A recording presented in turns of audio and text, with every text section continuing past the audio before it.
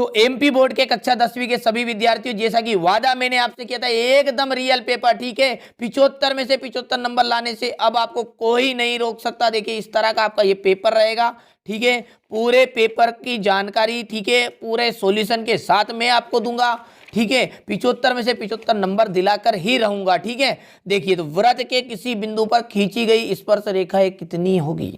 तो देखिए वृत्त का कोई बिंदु है, जैसे मान के चलिए एक यहाँ पर वृत्त है, ठीक है, यहाँ पर हम इसको एक वृत्त को बना लेते हैं, ये आपका कोई एक वृत्त है और इसका एक कोई बिंदु है, इस बिंदु पर कितनी रेखाएं खींची जा सकती है? तो केवल एक रेखा खींची जा सकती है। दूसरे यदि बात करें तो 5 करनी 2 आंसर रहेगा। यदि द्विघात बहुपद है ax² plus bx plus c के शून्यक अल्फा और बीटा है तो अल्फा इंटू बीटा का मान कितना होगा? तो ये फॉर्मूला होता है c/a। एचसीएफ 91 और 26 ये संख्या है, इसका एचसीएफ कितना होगा? तो 13 एचसीएफ निकल कर आएगा, ठीक है। एपी 10, 7, 4 का 10वां पद, तो देखिए 10वां पद के लिए यहाँ पर फॉर्मूला लिख लिया मैंने पहले से, a + 9d। a का मान किसे कहते हैं? 10 को कहेंगे। 9 और d का मान क्या है? 7 में से 10 घटेगा तो -3 आएगा। 9 × 27 हुए और आंसर आया -17, ठीक है। और ये छठे का आपका आ जाएगा प्रतिच्छेद करती है, ठीक है। चलिए आगे बढ़ते हैं। अब है आपका रिक्त स्थान, तो रिक्त स्थान को समझिए ध्यान से। देखिए थोड़ा सा यहाँ पर इसको क्लियर कर लेते हैं ताकि दिक्कत नहीं आएगी। यहाँ पर देखिए, ठीक है, एक बहुपद है जिसकी घात 3 है, वो कौन सा बहुपद कहलाता है? तो त्रिघात बहुपद कहलाता है।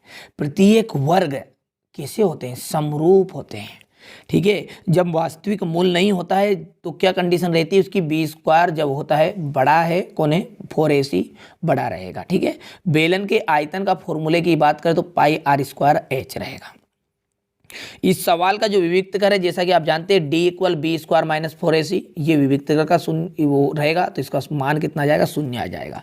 यहाँ पर एचसीएफ a, b है और एलसीएम a, b, इसका मतलब क्या है? दोनों संख्याओं का गुणनफल है, ठीक है। तो दोनों संख्याएं कौन सी? a और b है, तो इसलिए दोनों संख्याओं का गुणनफल गुना आ गया। पहली जोड़ी की बात करें तो 1 + cot², जैसा कि सर्वसमी का है, इसका कोसेक² आ जाएगा। रेखाएं जब प्रतिच्छेदी होती है तो मूल समान होते, रेखाएं प्रतिच्छेदी होती है तो एक आदित्य हल होता है। 1 - cos² का होता है sin², ध्यान से समझिए। 1 - cos² का होता है sin², पर लेकिन अंडर है, अंडर गायब है तो यहाँ पर sin θ बचा।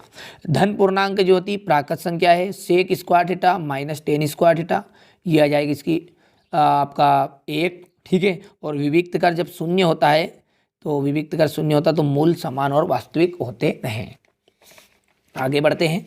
अब अगला है चौथा प्रश्न आपका, एक वाक्य में उत्तर है। देखिए ध्यान से समझिएगा, ठीक है।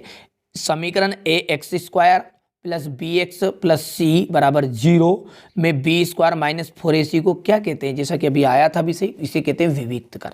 शंकु के छिन्नक का फॉर्मूला होता है v = 1/3 πh r² + r² और r1 r2। त्रिघात बहुपद है, उसमें अधिकतम कितने शून्यक होते हैं? ध्यान दीजिएगा, 2 द्विघात बहुपद रहेगा तो 2 शून्यक और 3 घात है तो 3 शून्यक। समांतर श्रेणी का व्यापक रूप हो गया ये। एक असंभव घटना की प्रायिकता कितनी होती है? तो 0 होती है। यदि a = bq है तो a और b का क्या संबंध है? तो b जो है वो a का एक गुणनखंड है। सत्य सत्य करनी 2 एक परिमेय संख्या है, जैसा कि आप जानते हैं, जो अंडरवुड में रहती है और बाहर नहीं निकल पाती उसे कहते हैं अपरिमेय। तो ये बात आपकी गलत हो गई है।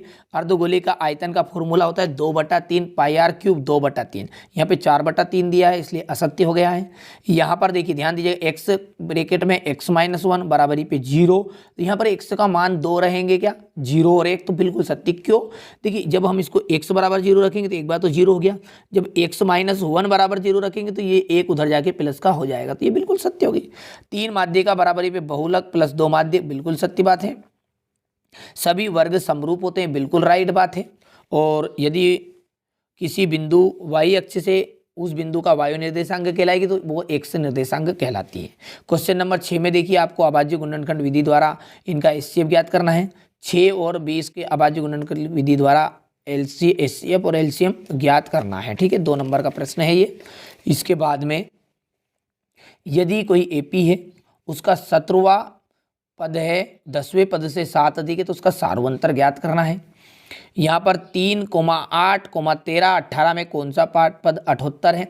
सिंपल सिंपल से प्रश्न है। एक बात मैं आपको यहाँ पर क्लियर कर दूँ, ठीक है, भरोसा रखिएगा, विश्वास रखिएगा, इसमें से 40% आपका वार्षिक परीक्षा में भी आएगा, ठीक है। ये तो अर्धवार्षिक जो है साथ में ये वार्षिक परीक्षा में 100% इसमें से 30 से 40% आएगा। ध्यान दीजिएगा, वार्षिक बोला है मैंने, कई बच्चे अर्धवार्षिक समझ के वीडियो को छोड़ के मत जाइएगा, ठीक है। ये अर्धवार्षिक का तो एकदम रियल है, ठीक है। चलिए यहाँ पर इसके बाद में 2 संपूरक कोण है, जिसमें बड़ा कोण है वो छोटे कोण से 18 डिग्री अधिक है, उसे ज्ञात करना है, ठीक है। यहाँ पर ये क्वेश्चन नंबर 11 है।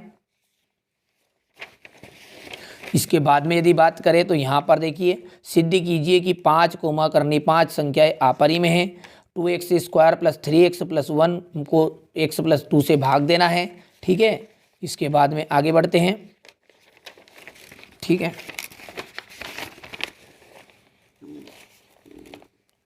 यहाँ पर देखिए ABC एक समबाहु त्रिभुज है, कौन सी समकोण है तो सिद्ध कीजिए AB² बराबरी पे 2AC², ठीक है। निर्धारित कीजिए कि क्या बिंदु 1,5, 2,3 और -2,11 संरेखीय है, ठीक है। यहाँ पर साइन 60 डिग्री, कोस 30 डिग्री, साइन 30 डिग्री और कोस 60 डिग्री का मान ज्ञात करना है। यहाँ पर देखिए ये सवाल है क्वेश्चन नंबर 15 का। और क्वेश्चन नंबर 16 की यदि बात करें तो ये देखिए, यहाँ पर क्वेश्चन नंबर 16 है कि 2tan² 45 डिग्री है और cos square 30 degree minus sine square 60 degree तो का मान ज्ञात करना है। और यदि कोण A और कोण B न्यून कोण है, जहाँ cos A equal cos B तो दर्शाइए कोण A इक्वल कोण B, ठीक है। बिंदुओं की बीच की दूरी ज्ञात करनी, जो कि अध्याय आपका, ठीक है, 7 से लिया गया है। यहाँ पर अध्याय 9 से ये प्रश्न लिया गया। देखिए पढ़ नहीं रहा हूँ, आप स्क्रीनशॉट बढ़िया से लीजिएगा। और इन दोनों प्रमेयों में से एक प्रमेय तो 100% वार्षिक परीक्षा में आने वाली है, अच्छे से कंप्लीट करिएगा, ठीक है। चलिए इसके बाद में क्वेश्चन नंबर 20 की तरफ आगे बढ़ते हैं,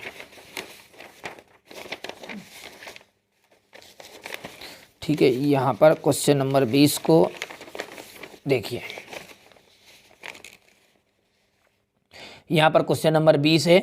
एक छतरी में 8 ताने हैं जो बराबर दूरी पर लगे। छतरी को 45 सेंटीमीटर की त्रिज्या वाला सपाट वृत्त मानते हुए 2 क्रमागत तानों के बीच का क्षेत्रफल ज्ञात कीजिए।